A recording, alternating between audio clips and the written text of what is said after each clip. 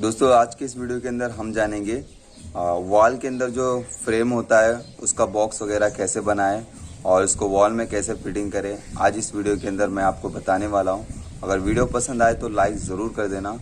और चैनल को भी सब्सक्राइब करके बाजू की बेल आइकन ऑल कर देना ताकि आने वाले हर एक वीडियो की अपडेट आप तक ज़रूर पहुँचे।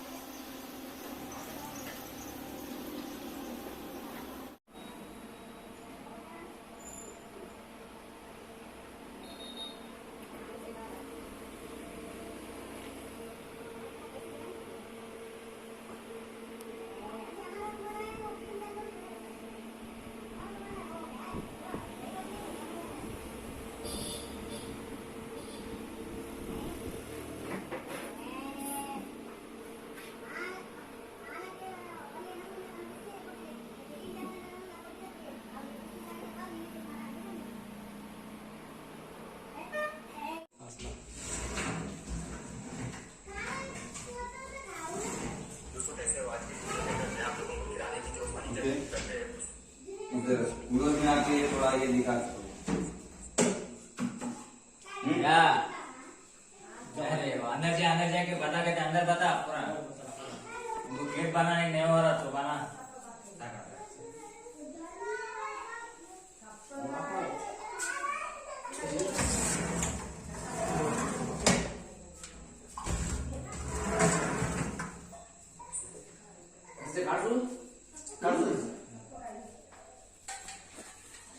वैसे पानी पियो सो।